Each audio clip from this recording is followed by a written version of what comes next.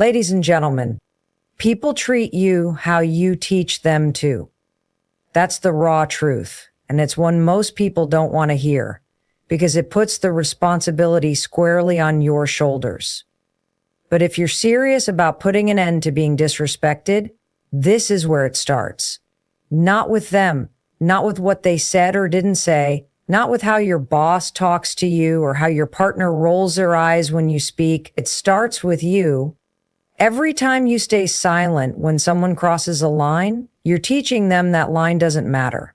Every time you laugh off a backhanded comment or let a toxic friend dump their negativity on you without pushing back, you're saying, this is okay with me.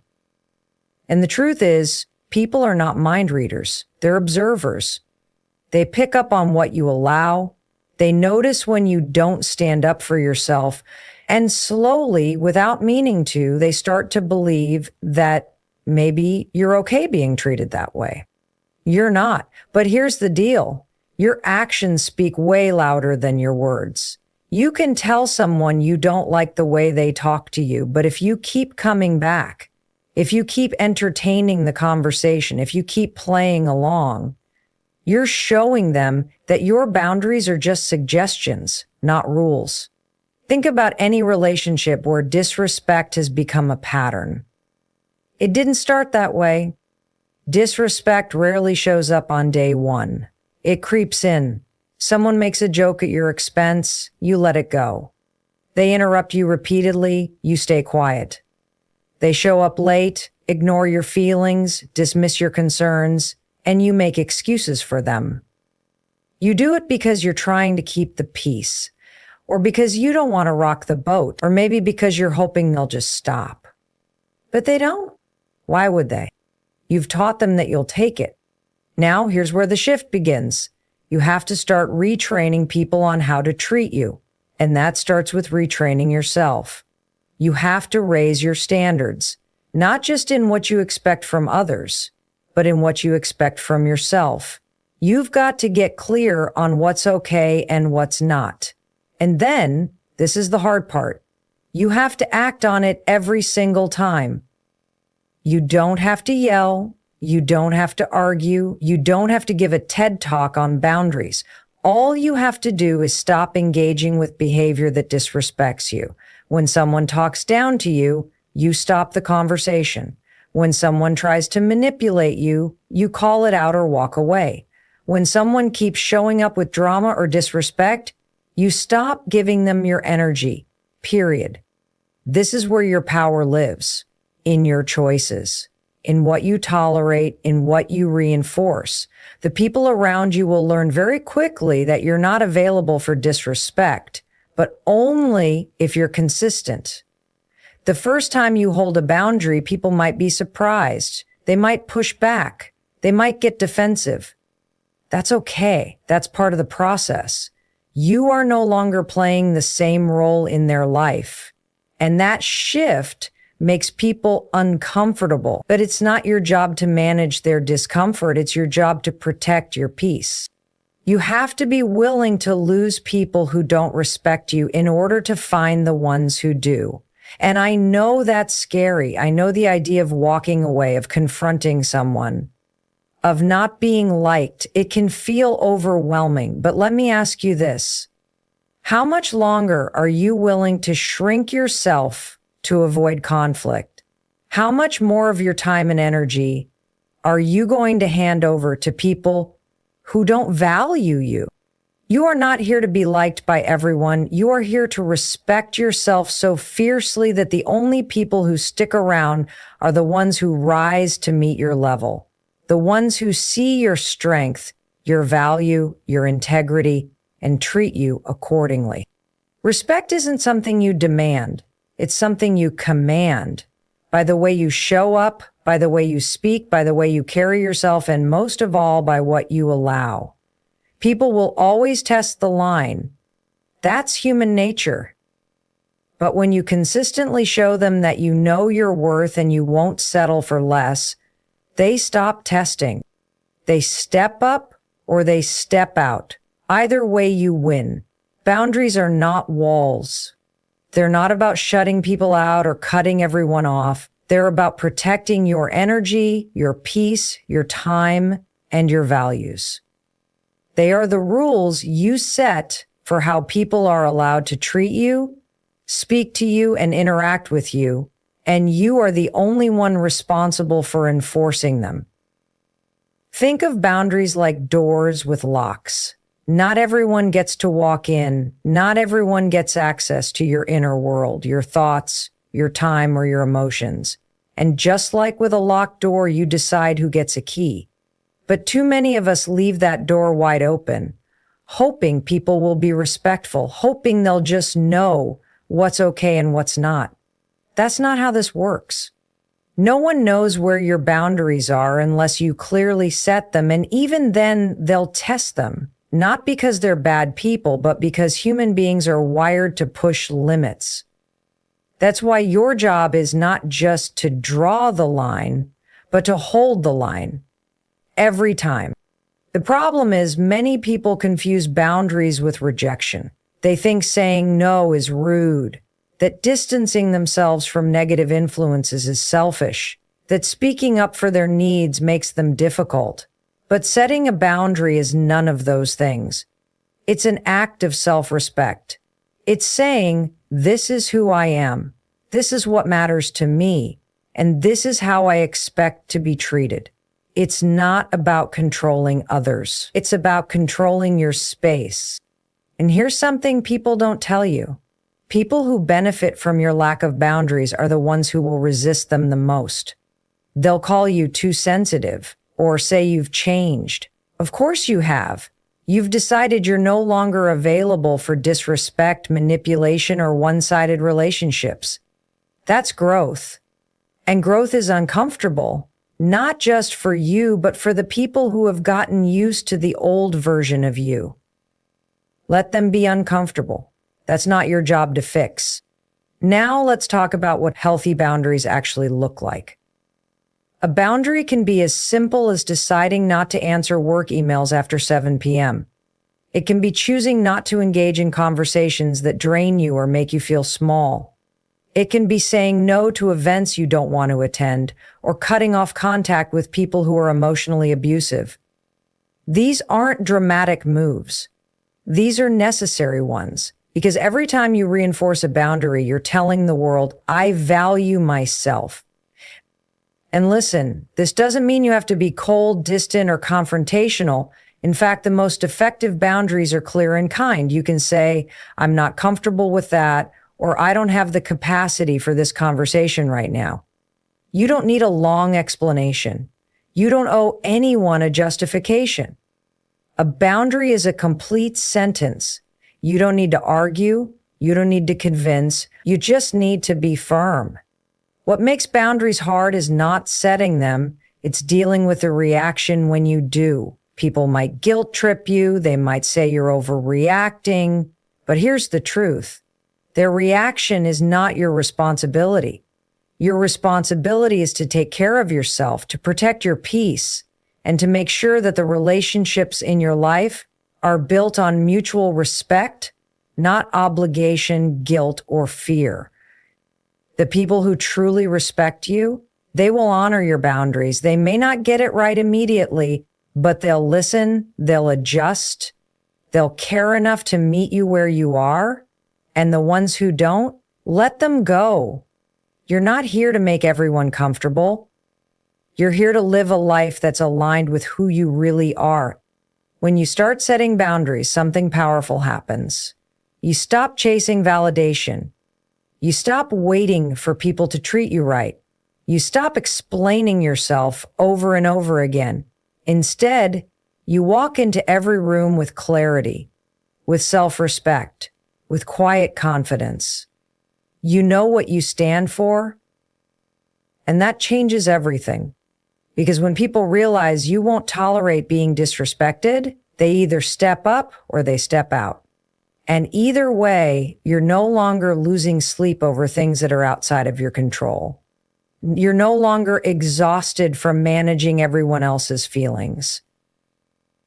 You're no longer shrinking yourself just to fit into someone else's comfort zone.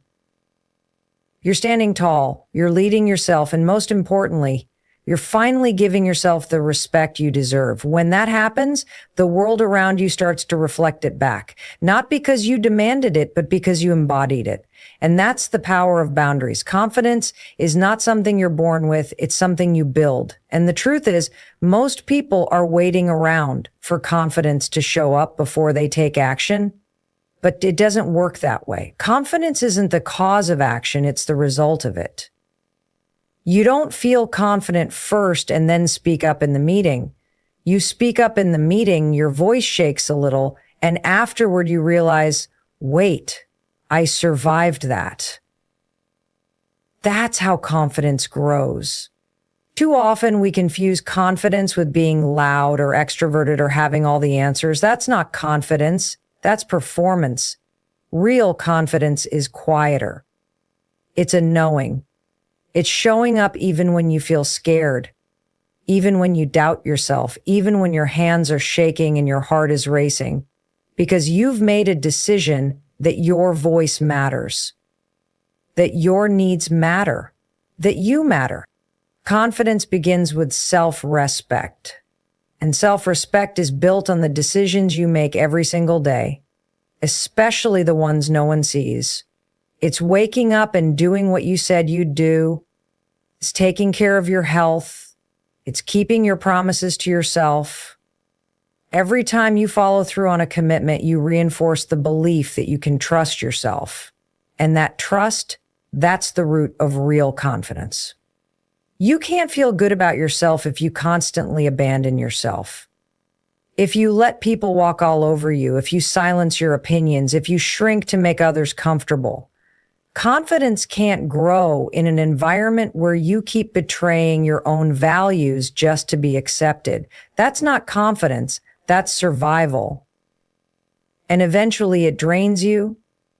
The shift happens when you stop outsourcing your self-worth, when you stop waiting for permission, when you decide that your value is not up for negotiation, that you don't need everyone to agree with you, that you can handle someone being disappointed in you and still feel strong in who you are. Confidence is built in those moments when you choose yourself over people-pleasing, when you choose action over fear, when you choose courage over comfort. Let me be clear, confidence isn't about having all the answers. It's about being willing to show up, even when you don't. It's about trusting that whatever happens, you can figure it out. That even if you fail, you'll get back up. That even if it's messy, you'll learn. This mindset, this decision to act despite uncertainty, is how you train your brain to stop defaulting to self-doubt and start leaning into belief. And yes, confidence can be uncomfortable because it forces you to face your fears. It forces you to risk judgment. It forces you to stop hiding. But comfort is not the goal. Growth is. And you cannot grow if you keep choosing what feels safe over what makes you strong. The world doesn't give confidence to people who sit on the sidelines. It gives it to the ones who are willing to step into the game, get knocked down, and keep moving forward. You gain confidence by doing the hard things, by having the difficult conversation, by saying no, by showing up when it would be easier to disappear. Every one of those moments adds another brick to the foundation of your self-belief. And here's the best part. Confidence is contagious. When you walk into a room with the energy of someone who knows their worth, not someone who's arrogant or fake, but someone who is grounded, clear, and unapologetic, it shifts the energy around you.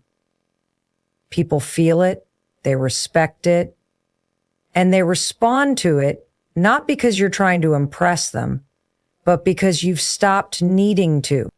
Confidence isn't about being the best, it's about being real, being present, owning your story, standing in your truth without needing to explain or defend it. And that kind of confidence, that's earned. That's built moment by moment, choice by choice, day by day. So stop waiting. Stop telling yourself you're not ready. You are. You become confident by being courageous. You become confident by taking that step before you feel ready. You become confident by deciding right now that you are worthy of being seen, being heard, and being respected without needing anyone else to validate it. Confidence is not magic, it's muscle. And the more you use it, the stronger it gets. Disrespect has a way of catching you off guard. It sneaks in through tone, through timing, through subtle digs that leave you questioning if what just happened actually happened. And the moment you feel that sting, that moment right before you react, is where your power lives. It's in the pause. The power of the pause is one of the most underrated tools when it comes to earning respect and never letting someone treat you like you don't matter again. When someone disrespects you, your first instinct is usually emotional. Maybe it's anger, maybe it's embarrassment, maybe it's fear. And in that surge of emotion, it's easy to snap, to defend, to freeze, or to say something you'll later regret. But when you learn to pause, just for a few seconds, you shift from reacting to responding. And that shift changes everything. The pause is a moment of self-leadership. It's not weakness. And it's not passivity. It's control. It's confidence. It says, I'm in charge of how I handle this. And when you stop reacting impulsively to every rude comment or triggering situation, you stop giving your power away.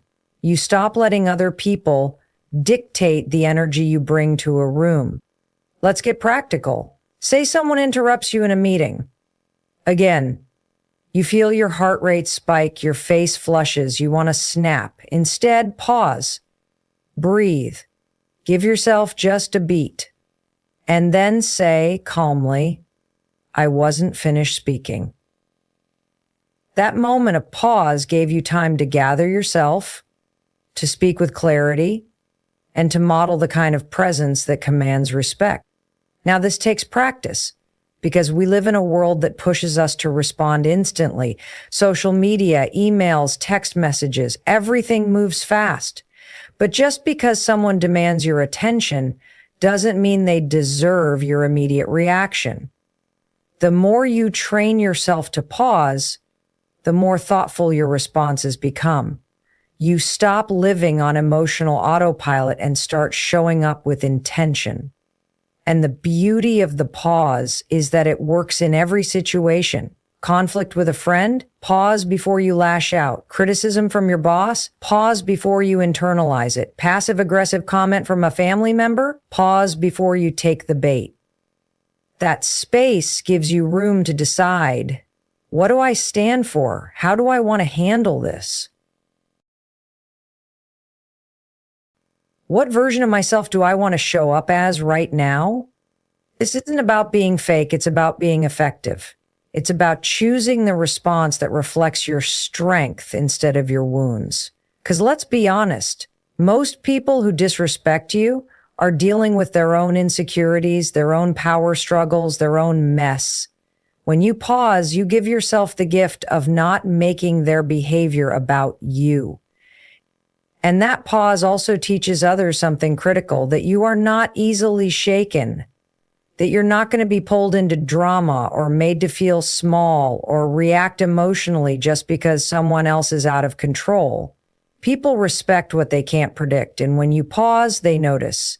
They may not say it out loud, but they feel it. You've just shown them that you're grounded, that you don't need to shout to be heard, that your silence is not weakness, it's presence. And the truth is, the pause doesn't just protect you from reacting poorly. It gives you time to access your inner wisdom, to remember who you are, to realign with your values. Sometimes the best thing you can do in a moment of disrespect is simply not give it your energy. Not because you're afraid, but because you're focused. Because you've got bigger things to handle than someone else's immaturity. So start using the pause like a secret weapon. The next time you feel disrespected, don't react, breathe, sit with it. Ask yourself what matters most. and then respond in a way that leaves you feeling proud of how you handled it. That's what it means to lead yourself. The world is always going to throw situations your way that test your patience, your confidence, and your boundaries. You don't control that, but you do control how you show up in those moments. And when you choose to pause, to breathe, to step back before stepping forward, you stop playing defense and start taking command. You show the world and yourself that your respect is not negotiable. That's not just power. That's growth. And that's how you start living like someone who demands respect without ever having to raise your voice to get it. What you say about yourself out loud and in your head shapes the way the world sees you. That's the truth most people don't understand. You teach others how to treat you, not just through your actions, but through your language. The way you speak about yourself is a reflection of your self-worth, and people pick up on it whether they realize it or not. If you speak with hesitation, if you downplay your strengths, if you constantly make jokes at your own expense or second-guess yourself in every sentence, people start to believe that's how you see yourself. And if you don't respect your voice, why should they? You have to stop speaking about yourself like you're not in the room. Stop talking yourself down to make others feel comfortable. Stop using phrases like, I'm just, or sorry, but, or this might sound stupid, but. Because every time you do that, you chip away at your credibility. You're unintentionally telling people, don't take me seriously, and they won't. Language is power. It sets the tone before you even finish your sentence. If you speak with uncertainty, you'll be treated with uncertainty. But if you speak with conviction, even if your voice shakes, you send a signal that you believe in what you're saying, that you believe in yourself. And that belief, that's contagious. Think about the people you admire, the ones who command attention when they speak. They're not necessarily the loudest, the smartest, or the most experienced. What they have is clarity, certainty. They speak as though their words matter, because to them they do. And that's where it begins for you, too. Your words have to matter to you first. Start by paying attention to the language you use every single day. When someone gives you a compliment, do you dismiss it? Do you say, oh, it was nothing, or I got lucky? That might feel humble, but it's actually a missed opportunity to affirm your own value. A simple thank you, I worked hard on it, carries a completely different energy. You're not bragging, you're owning your effort. Or when you're in a room and asked for your opinion, do you downplay it? Do you say things like, this might not make sense, but, or I'm probably wrong, but. That kind of language trains people to ignore you. It tells them not to listen. Instead, speak directly. Here's what I think, or this is what I've noticed. Stand by your insight. Your words deserve to take up space. But it goes deeper than just what you say to others. It's about what you say to yourself. The conversations in your mind shape the way you carry yourself. If you constantly say, I'm not good enough, I always mess things up, or they're better than me, that becomes your inner script, and eventually it becomes your reality. Your self-talk has to start reflecting the respect you want from others. You can't bully yourself in your head all day and expect people to see you as confident. You have to rewrite the script. Start with simple shifts. Change I can't to I'm learning how. Change I'm not good at this to I'm getting better every time. Change they're way ahead of me to their journey is different, but I'm still moving forward. These aren't just motivational phrases. They're tools to reshape your mindset. And a strong mindset speaks louder than any title, credential, or background. It's also important to remember that silence speaks too. If you stay quiet in moments when your voice should be heard, when someone disrespects you, when a boundary is crossed, when your values are questioned, you're sending a message that your voice doesn't matter. And it does. You don't need to have the perfect words. You just need to speak with honesty and intent. The way you speak is one of the most powerful forms of self-leadership you have. When you communicate with clarity, with purpose, and with confidence, you give others a blueprint for how to engage with you.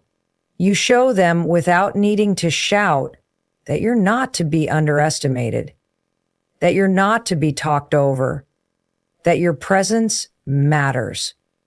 And when you start speaking like someone who knows their worth, everything changes. People will listen more closely. They'll think twice before crossing a line, not because you demanded respect, but because your presence earned it. You've got to be the first person to speak to yourself with the respect you expect from the world. That's where it all begins. And once you do that, once you consistently show up with powerful, intentional language, disrespect won't stick. Because your words will have already set the standard. What you surround yourself with determines what becomes possible for you. It shapes how you think, how you speak, how you act, and most importantly, how you see yourself.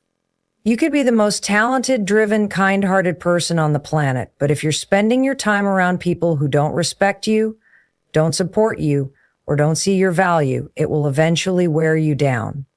That kind of environment doesn't just drain your energy, it distorts your sense of self-worth. Let's be clear, the people in your life are either building you up or breaking you down. There is no neutral. Every comment, every joke, every interaction leaves a mark. The question is, are they planting seeds of self-belief, or are they slowly chipping away at your confidence? Are they encouraging your growth, or keeping you stuck where you are because they're afraid to grow themselves? Respect is contagious, so is disrespect. If the people you hang out with constantly interrupt you, ignore your boundaries, dismiss your ideas, or minimize your accomplishments, that behavior becomes normalized. You begin to tolerate it, you begin to expect it, and then you start wondering if maybe you deserve it. That's how powerful your circle is. It has the ability to either validate your greatness or validate your self-doubt. You have to start auditing your circle like your life depends on it, because it does. Your mindset, your habits, your goals, your peace, all of it is influenced by the people closest to you. And if someone's energy feels off, it probably is. If you leave a conversation feeling smaller than when you entered it, pay attention. That's a red flag. It doesn't mean they're a bad person, but it might mean they're not right for the version of you that you're becoming. Now, this doesn't mean you go out and cut everyone off. This is about boundaries, not abandonment. But it does mean you start being intentional. You start choosing who gets access to your time, your energy, your heart. You stop chasing people who make you question your worth. You stop pouring into relationships that never pour back. And you stop confusing history with compatibility. Just because someone's been in your life for a long time doesn't mean they belong in your future. And here's something powerful. When you level up your environment, you level up your identity. When you're around people who are confident, kind, focused, and respectful, you start rising to that standard. You start seeing what's possible. You start acting like someone who deserves to be in rooms where respect isn't earned by shouting, but by showing up with clarity and purpose. You begin to mirror the energy you're surrounded by. This is why finding your people matters. The ones who challenge you without belittling you. The ones who hold you accountable without tearing you down. The ones who listen when you speak and believe in your vision even when it's still messy. Those people don't just make life better, they make you better. And sometimes you won't find them until you've cleared space by walking away from the ones who no longer align with who you're becoming. Letting go of toxic or one-sided relationships isn't easy, but what's harder is staying in them and slowly losing yourself in the process. You deserve to be around people who see you clearly, who celebrate your growth, who hold your name with respect even when you're not in the room. You deserve to be in spaces where you don't have to shrink to fit in. And here's the truth. When you finally draw that line, when you start protecting your space and surrounding yourself with people who elevate you, everything changes. Your standards rise, your energy improves, your confidence grows. And suddenly, disrespect can't find a place to land. Not because it no longer exists in the world, but because it no longer belongs in yours. Choose your circle like your future depends on it, because it does. Your potential is too important to waste on people who can't see it, respect it, or support it. You are not too much. You are not asking for too much. You've just been around people who expected too little. Surround yourself with those who remind you of your power, not those who cause you to forget it. That shift alone will eliminate half the disrespect you've ever experienced. And from there, you'll no longer need to demand respect. It will already be the atmosphere you breathe. Respect isn't just about how others treat you. It's about the energy you carry into every room, every conversation, every decision, and nothing strengthens that energy more than living by clear personal standards. Standards are not rules you place on others. They're the boundaries and expectations you hold for yourself. They define how you show up, how you allow others to engage with you, and what kind of behavior you are and are not willing to tolerate. When you live with strong standards, you don't need to demand respect. People feel it. They sense that you carry yourself differently and they adjust accordingly. Think of standards as your internal compass. They help you navigate everything from your relationships to your work ethic to your self-care. When you don't know your own standards, you drift. You say yes when you mean no. You tolerate what feels wrong just to avoid conflict. You let things slide until resentment builds, and eventually, you lose touch with your own sense of value. You start accepting crumbs and calling it a meal because you forgot what you truly deserve. But the moment you decide to raise your standards, everything begins to shift. You start showing up for yourself in new ways. You stop over-explaining. You stop compromising on things that really matter. You stop making room for people who only bring chaos, drama, or doubt into your space.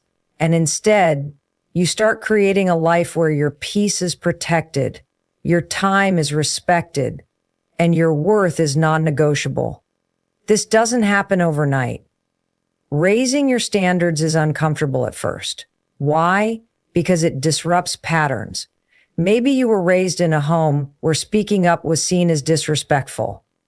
Or you were in relationships where your needs were ignored.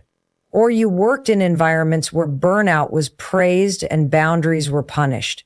So when you start saying, "That's not okay with me," it feels foreign. It feels risky, but it's necessary because you cannot grow into your fullest self in an environment where your standards are constantly being compromised. Let's get real. Your standards show up in your habits, in whether or not you follow through on your goals, in how you talk to yourself and how you treat your body and how you let others treat your time. Every time you honor your own standards, even in the smallest ways, you're reinforcing the message that you are someone who deserves respect. And when people see that you take yourself seriously, they start taking you seriously too. You don't have to yell. You don't have to prove anything. You just have to be consistent. When you keep showing up with integrity, when you keep holding firm to what matters to you, people begin to realize that crossing your boundaries comes with consequences, not because you're cruel, but because you've done the work to know what you will and will not accept. It's not about being perfect. It's about being intentional. When you live by your standards, you also give others permission to raise theirs. You model what self-respect looks like. And not everyone will like it. Some people will be uncomfortable. They'll call you too much or say you've changed. That's okay, let them. You're not here to make everyone comfortable. You're here to live a life that reflects your truth And the incredible thing is, the more you raise your standards, the less tolerance you'll have for anything less. Disrespect won't shake you because it won't even get close. The people who aren't aligned with your values will naturally fall away. And the ones who rise to meet your energy, they'll stick around, not because you demanded it, but because your presence sets the tone. So ask yourself, what are my standards in relationships, in communication, in health, in how I spend my time? And if the answer is unclear, that's your starting point. Define them, write them down, revisit them often. Your standards are your foundation. Build them strong, and everything else will rise with them. You don't get what you want, you get what you tolerate. And when you start holding yourself to a higher standard, the world has no choice but to follow your lead. That's how you stop being disrespected, not through confrontation or control, but by becoming someone whose life demands respect through clarity, consistency, and quiet confidence.